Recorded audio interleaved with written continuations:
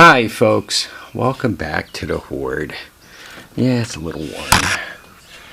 Let me show you what I'm up to. The Troy Bilt. You guys remember I bought this I guess it's 2 weeks ago today, right? And you guys saw it started right up, but it smoked a little bit, and the choppers worked, so there was no issue with that. But it did have two problems. The engine wasn't running great. The carburetor appeared to be screwed up. And the second thing is it didn't it would go forward fine. It would pull forward, but it wouldn't go, when you disengage the drive, right, when you let this go, it would keep pulling forward. And then you would kind of have to fight it to pull it back. And quite honestly, it's putting a lot of torque on the handlebars, and it's going to break them. So I opened it up, and the way this works is it has a bottom shaft engine, and the bottom shaft engine drives a bolt which turns that, and that's oblong like this, which makes the chopper spin. That's no surprise there. The engine also has a side pulley. This is one of those double shaft engines.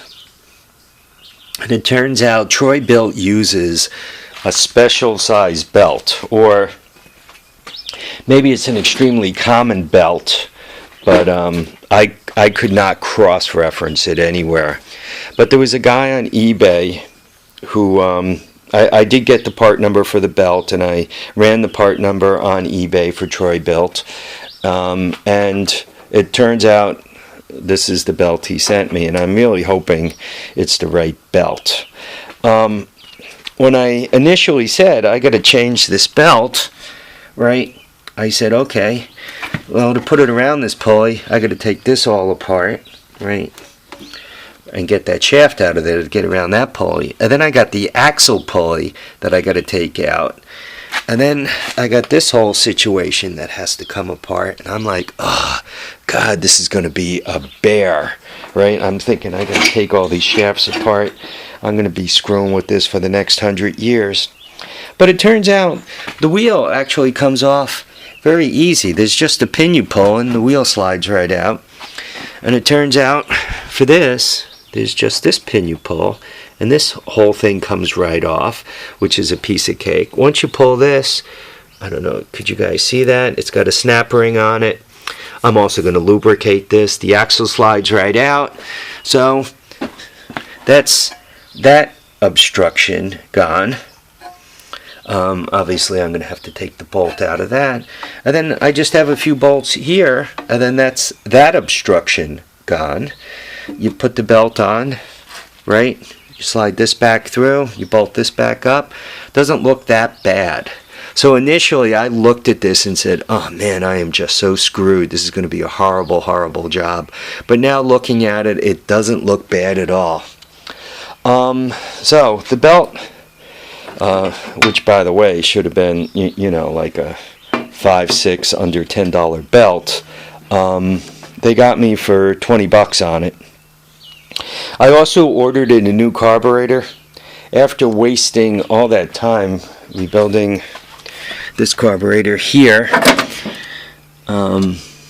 for the 125 and having it not be great, I said, screw it, a new carburetor. I think it was 20 or $25.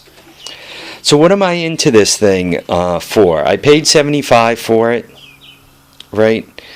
And then call it between the belt and the carburetor $50, right?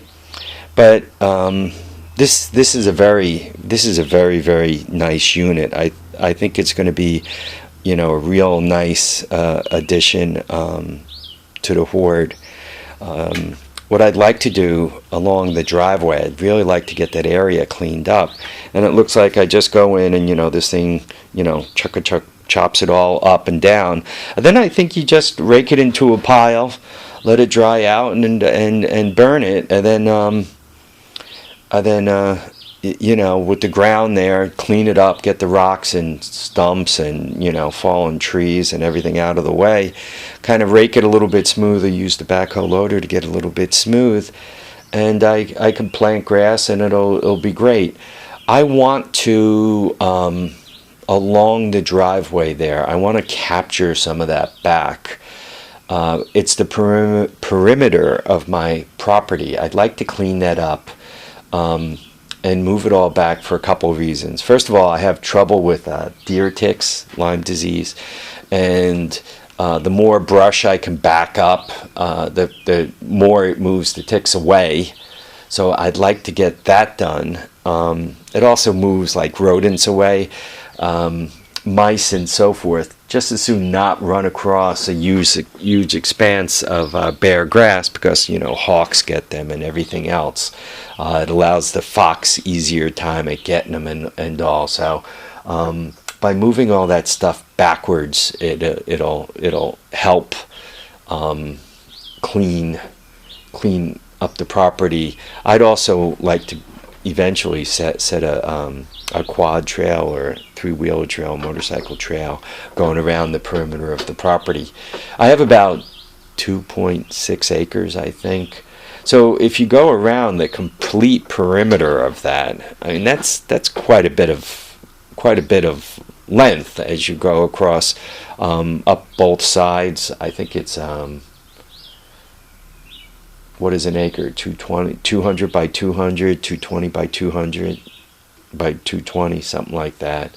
So you're looking at, you know, a couple of 800 feet runs and a couple of 200-foot runs across the top, right? So it's quite a bit of area, right? My full circumference should be 2,000 feet, which is, you know, and then the extra 0.6 acres. So.